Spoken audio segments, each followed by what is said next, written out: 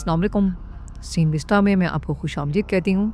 मैं हाजिर हुई हूँ एक नई कहानी के साथ। तो शुरू करते हैं आज की कहानी। कहानी की शुरुआत होती है जब आधी रात को घायल मैक शहर में भाग रहा था। पुलिस से बचने की कोशिश करते हुए वो एक गली में गिर गया और हंसने लगा। उसने सोचा कि अब तो नहीं बच पाऊंगा। अचानक उसका गिरा हुआ खून हवा में तैरने लगा और एक रहस्यमयी हुडी पहने हुए आदमी सामने आया। उसने कहा कि मैं तुझे जिंदा रखूंगा अगर तुम मुझे अपनी वफादारी दे। मैक के पास कोई रास्ता तो था नहीं, तो उसने हाँ कह दिया। उस अनजान शख्स ने अपनी ताकत से उसे उठाया और अचानक से न जाने कुछ ऐसा हुआ कि मैक का शरीर चमकने लगा। वो दर्द से चीख रहा था। जब पुलिस उस गली तक पहुंची तो उन्हें सिर्फ दीवार पर बहता खून मिला। जल्दी ही सड़कों पर अफरा तफरी मच गई। लोग हर तरफ मरने लगे, दरिंदे जैसे मॉन्स्टर्स के हाथों। वो अनजान आदमी एकदम शांत खड़ा ये सब कुछ देख रहा था। आग के बड़े बड़े शोले सब कुछ जलाकर राख कर रहे थे। फिर खुलासा हुआ कि ये सब कुछ एक विजन थी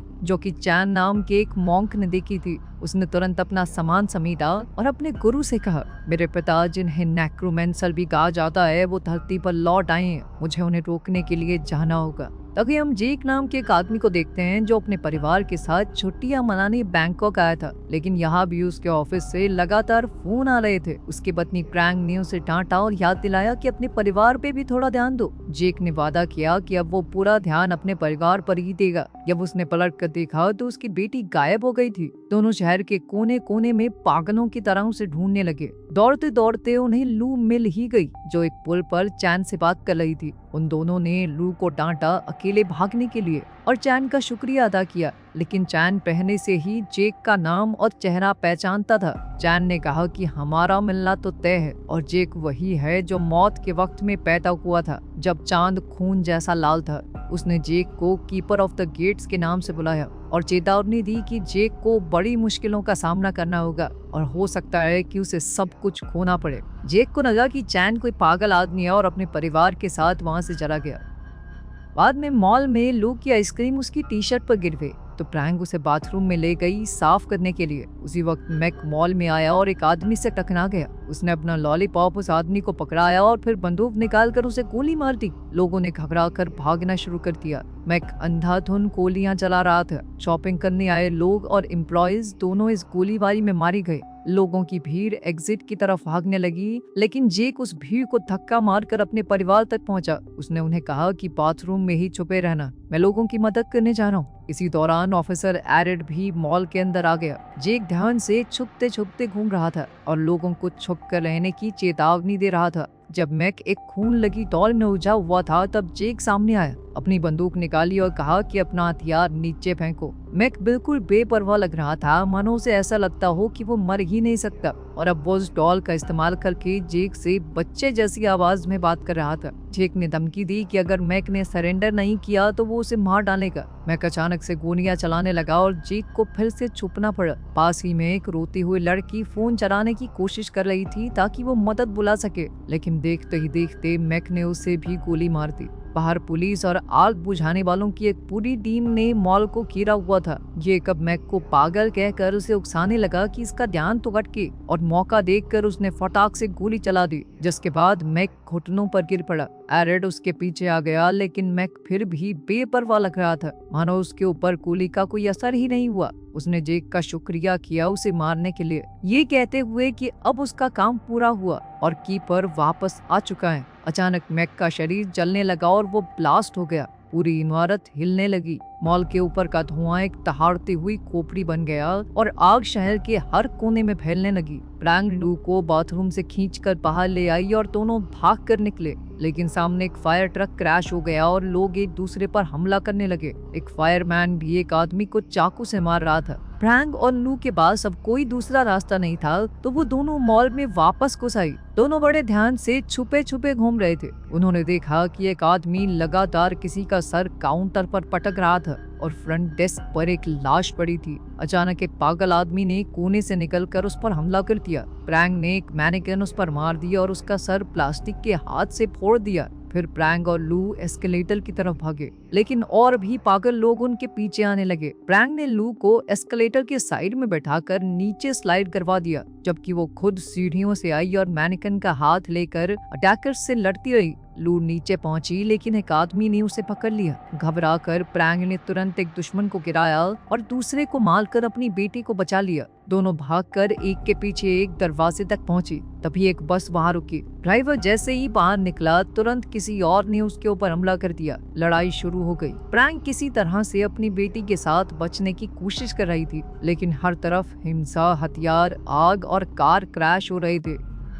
बहुत भागने के बाद वो एक ग्रोसरी स्टोर में छुप गए। प्रैंक का मोबाइल काम नहीं कर रहा था तो वो ध्यान से छुपकर स्टोर के फोन तक गई। उसने काउंटर पर बड़ी लाश पर ध्यान नहीं दिया, लेकिन वो फोन भी काम नहीं कर रहा था। तभी एक डरावना आदमी दुकान में घुस आया। उसने दुकान का कुछ सामान नीचे फेंका और फिर लाश की जांच करने लगा। फिर वो इधर उधर देखने लगा कि कोई है तो नहीं। लू लगातार उससे बचने के लिए छुपती हुई घूम रही थी, लेकिन जब बाहर एक लाश खिड़की से टकराई तो डर के मारे लू के मुंह से आवाज निकल गई। उस अजनबी ने लू को देख लिया। जब वो हमला करने ही वाला था तो प्रैंक पीछे से आई और उसे मार गिराया। उधर जेक और एरिक होश में आए और समझ नहीं पा रहे थे कि ब्लास्ट के इतने नजदीक होने के बाद भी वो बच कैसे गए। जेक और एरिक ने देखा कि आसपास कोई लाश नहीं है। जेक ने एक आदमी को अपने नजदीक ही खड़ा देखा, लेकिन जैसे ही पलक झपकी वो गायब हो गया। एरिक को कुछ खून के दाग मिले और महसूस हुआ कि ये दाग तो बहुत पुराने हैं। जब उन्हें कुछ आवाजें सुनाई दी तो वो जांचने चले गए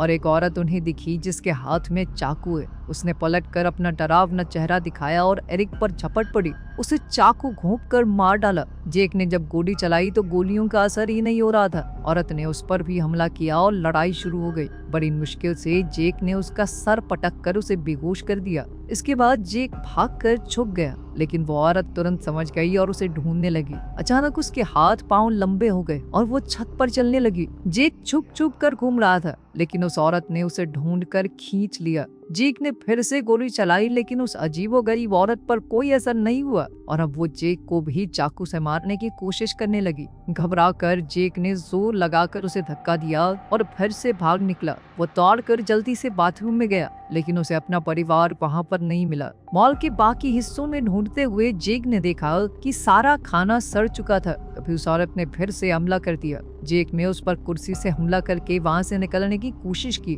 उस औरत ने तुरंत उसका रास्ता रोक लिया तो जेक ने आसपास लटके हुए तार पकड़ के उसे बांध दिया और सजावट की एक चीज से कस दिया। उसने उस औरत के ऊपर कई वार किए, लेकिन असर नहीं हुआ तो वो उसे वहीं छोड़कर भाग गया। उधर प्रैंग और लू स्टोर से निकलकर बस स्टेशन तक पहुंचे, जहां लोग अभी भी एक दूसरे पर हमला कर रहे थे। उन दोनों ने छुप छुपा कर वहां से निकलने की कोशिश की। एक आदमी ने उनका रास्ता रोका तो वो बस के नीचे से रेंग कर निकल गए। लू ने एक गाड़ी देखी जिसमें कुछ नॉर्मल लोग उन्हें बुला रहे थे। उसने सही मौके का इंतजार किया और फिर दौड़कर उस गाड़ी की तरफ चली गई। ड्राइवर ने कहा कि बस चल सकती है, लेकिन उसकी चाबी बाहर गिर गई है और कोई लेने की हिम्मत नहीं कर पा रहा। प्रैंक तुरंत भागकर चाबी उठा लाई, लेकिन जैसे ही वापस आने लगी दो पागल आदमी उसे खींचकर पीछे ले गए। लू ने रोते हुए अपनी माँ का हाथ पकड़ने की कोशिश की, लेकिन हाथ छूट गया। अभी एक पैसेंजर हिम्मत करके बाहर आया और दोनों आदमियों से लड़कर प्रैंक को बचा लिया। प्रैंक अपनी बेटी के पास लौट आई और ड्राइवर को चाबी दी। आखिरकार बस तो चल पड़ी, लेकिन वो पैसेंजर उन पागल लोगों के हाथों मारा गया जिनसे उसने प्रैंक को बचाया था। बस ज्यादा दूर नहीं जा पा रही थी क्योंकि रास्ता छोड़ी हुई गाड़ियों से ब्लॉक हो रखा था। इसीलिए प्रैंक और लू फिर से पैदल चलने लगे। कुछ देर बाद वो अपने होटल तक पहुंची, लेकिन वहां भी लाशें ही लाशें मिली। जब वो ऊपर गई तो देखा एक आदमी एक औरत से लड़ रहा है और फिर उनकी तरफ आने लगा। प्रैंक ने एक ट्रॉली बैग को शील्ड की तरह इस्तेमाल करके उस हमलावर को धक्का देकर गिरा दिया। कॉरिडोर के अंत में उन्हें एक और आदमी नजर आया। प्रैंक ने एक बोतल उठाई और उसके सर पर दे मारी। फिर वो और लू अपने कमरे तक पहुंचे और वहां अंदर घुसकर उन्होंने चैन की सांस ली। जब उन्होंने खिड़की से बाहर देखा तो पूरा शहर आग में जल रहा था। प्रैंक कमरे का फोन ट्राई करने लगी, लेकिन वो भी काम नहीं कर रहा। मॉल में जेक अकेला चल रहा था। उसने देखा कि सारी स्क्रीन खराब हो गई हैं। अचानक उसने देखा कि वो औरत जो बंधी हुई थी अभी भी जिंदा है और उसे ढूंढ रही है। वो एक खून के तूफान जैसे पोर्टल के पास गई और उसके अंदर से गुजर गई। जेक ने उसके पीछे जाने का फैसला किया। इस अजीब पोर्टल ने उसे सीधा उस बस स्टेशन में गिरा दिया जो बिल्कुल खाली लग रहा था। जेक ने ऊपर देखा तो एक बहुत बड़ा शैतान बिल्डिंग के ऊपर खड़ा होकर उसे देखकर हिल रहा था। वो क्रीचर उसके पीछे पड़ गया और वो इतना ताकतवर था कि जिस बस पर कदम रखता वो टूट जाती। जेक अपनी पूरी ताकत से शहर में भागने लगा और वो शैतान इमारतों को गिराता हुआ उसका पीछा कर रहा था। जेक ने एक गाड़ी में घुसकर शैतान से बचने की कोशिश की। पीछे इमारतें गिर रही थी, इसलिए वो वापस भी नहीं जा सकता था। अचानक एक दरवाजा खुला और चैन जेक को खींचकर अपने मंदिर ले गया। चैन ने बताया कि तुम अभी एक दूसरी दुनिया में हो जिसे हिंड्रेंस कहा जाता है। ये जगह स्वर्ग और नर्क के बीच की है। यहाँ वो आत्माएं होती हैं जो अपना रास्ता भटक चुकी हैं। चैन ने जेक को बताया कि तुम गेट कीपर हो। जब तुमने अपने हाथों से मैक को मारा तो एक खास रस्म पूरी हो गई। इस सब के पीछे मेरे पिता नेक्रोमैंसर का हाथ है। उसने ही मैक को वो शक्तियां दी और फिर जब गेट कीपर यानी तुमने उस पर हमला किया तो शर्त पूरी हो गई कि नर्क के दरवाजे तभी खुलेंगे जब गेट कीपर किसी आत्मा को खत्म करेगा। और अब डीमंस धरती पे लोगों के शरीर पर कब्जा करने लगे हैं। चैन ने उसे समझाया कि चलो तुमने गेट खोल दिया,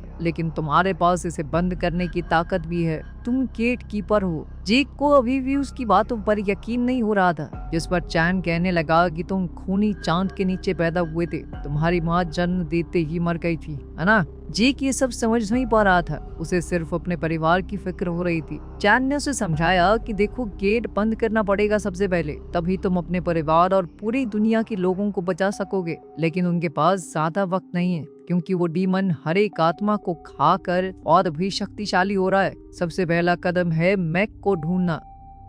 जब दोनों ने अपनी खोज शुरू की, चैन ने अपनी कहानी बताई। उसका बाप नेक्रोमैंसर एक लालची मॉन्क था जिसने अपने गुरु के कुछ खुफिया स्क्रोल चुरा लिए। उसने ऐसा काला जादू किया कि वो अपने ही शरीर को खो बैठा, जिसके बाद बेचैन होकर नेक्रोमैंसर ने अपने ही बेटे के शरीर को पाने की कोशिश की। चैन को अपने वश में करने के लिए जादू किया, लेकिन मेरी माँ ने ऐसा होने नहीं दिया। इसके बाद मेरे पिता की आत्मा को इस दुनिया से निकाल दिया गया, लेकिन इस नाकाम कोशिश से मेरे दिमाग में उनका बहुत सारा ज्ञान आ गया। अब मैं आत्माओं की शक्ति को पाकर अलग अलग दुनिया के बीच में सफर कर सकता हूँ। उसकी बात को जेक ने बीच में ही रोक दिया जब उसने देखा कि एक औरत छत पर है और एक डीमन उसे घेरे हुए था। चैन ने कहा कि हमें वक्त बर्बाद नहीं करना चाहिए, लेकिन जेक फिर भी दौड़कर उस औरत की मदद करने गया। उसने एक लोहे का सरिया पकड़ा और छत की तरफ बढ़ा। यहाँ उसे बहुत सारे डीमंस दिख रहे थे। तेजी से वो उन्हें एक एक करके मार कर नीचे गिरा रहा था। फिर जेक ने एक औरत को चेक किया और पहचाना कि ये तो मॉल में थी। वो औरत रो रही थी, जो कुछ हुआ उसे याद करते हुए। वो पछता रही थी कि उसने अपने पति को धोखा दिया। यही वजह थी कि उसकी आत्मा अभी भी भटक रही है। अभी अचानक एक बड़ा सा डीमन पास आया और बिल्डिंग को तोड़ना शुरू कर दिया। जेक ने उसे देखकर लड़की का हाथ पकड़ा और उसे खींचकर भागने लगा, लेकिन डीमन ने लड़की को पकड़ लिया और उसे खा गया। डीमन के चले जाने के बाद जेक फिर से चैन से मिला। उसने चैन को बताया कि लड़की को खुद भी पता नहीं था कि वो मर चुकी है। जेक को याद आया कि मॉल में जो धमाका हुआ था वो बहुत बड़ा था। अब उसे लग रहा था कि वो खुद भी मर चुका है और वो भी ये बात नहीं जानता। चैन ने बताया कि ये एकदम सच है। ये सुनकर जेक टूट गया। अपने परिवार के बारे में सोचकर रोने लगा। चैन ने उसे समझाया कि वो एक खोई हुई आत्मा बन गया है, लेकिन अभी सब कुछ खत्म नहीं हुआ। तुम खास हो, अभी भी धरती पर जा सकते हो एक कवच का इस्तेमाल करके। जेक और चैन जब शहर पार कर रहे थे, उन्हें एक उड़ता हुआ राक्षस उनका पीछा करता हुआ दिखा। वो दोनों तुरंत एक बिल्डिंग के अंदर दौड़े, लेकिन वहाँ और भी ज्यादा राक्षस मौजूद थे। उनका पीछा कर रहा वो राक्षस भी उनके पीछे ही लैंड हुआ। जब राक्षसों ने हमला किया तो चैन ने अपनी मार्शल आर्ट्स की कला का इस्तेमाल करके उनका सामना किया। उसे लड़ता देख दानव इतने डर गए कि उनका पीछा करना छोड़ दिया। जेक और चैन सीढ़ियां चढ़कर एक थिएटर में पहुंचे जो राक्षसों से भरा पड़ा था। वो दोनों जितना तेज भाग सकते थे उतना भागे, ताकि स्क्रीन के सामने एक जगह तक पहुंच सके। मौका मिलते ही चैन ने एक पोर्टल खोला और वो दोनों एक सेकंड में असली दुनिया में आ गए, जहाँ वो डीमंस बिना किसी का शरीर काबू किए पीछा नहीं कर सकते उनका। जेक ने एक शीशे में देखा तो उसे पता चला कि वो एरिक के शरीर में घुसा हुआ है। खुद को किसी और के शरीर में देखना उसके लिए बहुत दर्दनाक था। चैन ने उसे अपनी एक पुरानी बंदूक दी जो खास तरह की गोलियों का इस्तेमाल करती है, और एक खास तरह का चाकू भी। ये दोनों ही हथियार मैक को मार सकते हैं। इसी दौरान मैक ने जेक के शरीर को अपने वश में कर लिया था। वो इस शरीर का इस्तेमाल करके होटल के कमरे में प्रैंक के पास पहुंचा। प्रैंक और लू को जेक की बहुत चिंता हो रही थी, लेकिन मैक को उनसे बात करना नहीं आ रहा था। वो सिर्फ मन में अपने असली रूप को घूर रहा था। लू उससे कई सवाल पूछ रही थी तो मैक ने उसे मॉल में मिली जली हुई डॉल निकाल ली। अचानक कमरे का फोन बजने लगा और मैक ने खुशी से कॉल उठा लिया। साथ ही वो कुछ लिखने लगा। जब तक चैन और जेक कमरे में आए तब तक मैक और जेक का परिवार दोनों गायब हो चुके थे। वहाँ पर सिर्फ वो डॉल थी। चैन को फोन के पास मैक का नोट मिला। तभी जेक को नू की चीख सुनाई दी। वो मदद के लिए चिल्ला रही थी। उसने खिड़की से देखा कि लू पूल के पास है और वो तुरंत होटल से बाहर दौड़ गया। फ्रैंक और लू उसे देखकर डर गए क्योंकि उन्हें लगा कि ये अजीब सा आदमी जिसे हम जानते भी नहीं इतना फ्रैंक क्यों हो रहा हमारे साथ। इसी मौके का फायदा उठाकर मैक ने जेक को पीछे से मारा और नीचे गिरा दिया। फिर मैक ने जेक को दबाकर पकड़ लिया और कहा कि वो उसकी जिंदगी और उसका परिवार दोनों चुरा लेगा। उसने जेक से ये भी कहा कि तू एक बहुत ही बेकार पिता और बेकार पति भी है क्योंकि तूने सिर्फ अपने काम पर ध्यान दिया, अपने परिवार को नहीं चुना। अब जेक मैक को चिढ़ाने लगा ताकि वो कुछ तो रिएक्ट करे और जैसे ही मैक हिला जेक तुरंत घूमकर रास्ते से निकल गया। दोनों के बीच लड़ाई शुरू हो गई। एक दूसरे को बार बार मुक्के और लात मारने लगे। जब जेक ने उस खास किस्म की बंदूक का इस्तेमाल करने की कोशिश की तो मैक ने तुरंत उसका हथियार गिरा दिया और दोनों पूल में गिर गए। लड़ाई पानी के अंदर भी जारी रही। जेक ने अपना खास चाकू निकाला पर जैसे ही वो मैक को चाकू मारने वाला था फ्रैंक ने उन दोनों पर वो खास बंदूक तान दी और उन्हें तुरंत रुकने को कहा। वो दोनों अपने आप को असली जेक बोल रहे थे और फ्रैंक उलझन में पड़ गई कि आखिर किसको सच मानूं। लू ने सच जानने के लिए पूछा कि आखिर वो कौन सा इशारा है जो उसके पिता हमेशा वादा करने के लिए इस्तेमाल करते हैं। जेक ने एरिक के शरीर का इस्तेमाल करके वही इशारा किया। फ्रैंक ने गोली चला दी पर गलती से जेक को लगी। उसकी आत्मा तुरंत हिंड्रेंस में लौट गई जहां एक भूत ने उसे काट लिया। असली दुनिया में मैक ने जेक के शरीर का इस्तेमाल करके फ्रैंक से बंदूक छीन ली। लू ने जोर से चिल्लाकर कहा कि ये मेरे असली पापा नहीं है। अचानक एक ब्लड पोर्टल दीवार पर खुला और मैक ने उनसे कहा कि जल्दी से मेरे पीछे आओ। उधर हिंड्रेंस में जेक की आत्मा को चैन ने बचा लिया। उसके पास अभी भी वो चिट्ठी थी जो मैक ने होटल रूम में छोड़ी थी। पता चलता है कि मैक नेक्रोमैंसर के कांटेक्ट में है जो उसे बता रहा था कि गेट ऑफ हेल को कैसे ढूंढना है। वो दोनों भी नेक्रोमैंसर के कहे मुताबिक जंगल में एक सुनसान घर तक पहुंचे जहाँ एक बहुत बड़ी आग जल रही थी जो गेट ऑफ हेल का निशान है। असली दुनिया में मैक फ्रैंक और लू को उसी जगह ले गया जहाँ उन्हें एक मास्क वाला आदमी मिला जो असल में नेक्रोमैंसर है। वो बड़ा राक्षस अभी भी वही है। जेक और चैन छुपते छुपाते सही जगह तक पहुंचे और चैन ने एक नया पोर्टल खोला। नेक्रोमैंसर ने लू के शरीर को हवा में उड़ाकर उसे गेट के ऊपर लटका दिया। वो उसे मारने की तैयारी करने लगा ताकि उसका काला जादू पूरा हो जाए और उसी वक्त जेक ने वहां आकर उसे रोक दिया। लड़ाई शुरू हुई और अचानक ही वहां मौजूद एक आदमी ने जेक पर हमला कर दिया, लेकिन जेक ने अपनी जबरदस्त लड़ने की कला का इस्तेमाल करके उस खास चाकू की मदद से सबको मार गिराया। मैक भी लड़ाई में आ गया और उस खास बंदूक से जेक को मारने की कोशिश की, लेकिन जेक ने किसी तरह बचकर उसका हथियार गिरा दिया। जब वो दोनों लड़ रहे थे तो प्राण छूट गई और उसे गिराकर बंदूक छीन ली। उसने नेक्रोमैंसर के हाथ पर गोली चला दी ताकि वो नू को उससे बचा सके, लेकिन वो दूसरा आदमी अचानक से उस पर टूट पड़ा और उसे गिरा दिया। फ्रैंक ने जमीन पर पड़ा एक छुरा उठाकर एक को घोंप दिया और जेक ने अपना चाकू दूसरे आदमी पर फेंका जो उसे पकड़ने आ रहा था। मैक भी छुरा लेकर जेक पर लगातार वार करने लगा, लेकिन फ्रैंक ने बंदूक जेक की तरफ फेंकी और जेक ने उसे पकड़कर तुरंत मैक पर गोली चला दी, जिसके बाद मैक की आत्मा तुरंत हिंड्रेंस में चली गई जहां वो बड़ा राक्षस उसे तुरंत निकल गया। इसके बाद चैन नेक्रोमैंसर के सामने आकर उसका ध्यान भटकाने लगा ताकि जेक पीछे से उस पर खास खंजर से हमला कर सके। मरने से पहले नेक्रोमैंसर ने बताया कि गेट को बंद करने का एक ही तरीका है, जेक को उसके पार जाना होगा। चैन ने समझाया कि मैंने दूसरा तरीका ढूंढने की कोशिश की थी लेकिन कोई रास्ता नहीं मिला। जेक ने मान लिया कि अब यही मेरी किस्मत है और अपने परिवार को अलविदा कहा। उसने उनसे माफी मांगी कि मैं हमेशा अपने काम में घुसा रहा, तुम्हारे साथ और ज्यादा वक्त बिताना चाहता था मैं। उसने आखिरी बार उन्हें गले लगाया और आग की गेट की तरफ चला गया, जिसकी मदद से वो नर्क में पहुंच गया। जेक का शरीर गेट के दूसरी तरफ जाते ही जल उठा और इससे गेट बंद हो गया। दुनिया फिर से नॉर्मल हो गई और फ्रैंक नू को उसकी दादी के घर छोड़ आई। फ्रैंक ने ठान लिया कि वो कुछ भी करके अपने पति को वापस ला कर रहेगी। कोई ना कोई तरीका तो जरूर होगा। उम्मीद है कि आपको आज की हमारी स्टोरी पसंद आई होगी। मजीद वीडियोस के लिए हमारे चैनल को सब्सक्राइब कीजिए और बेल आइकन को प्रेस करना ना भूलिए ताकि हमारी नई वीडियोस की अपडेट्स मिलती रहें। शुक्रिया।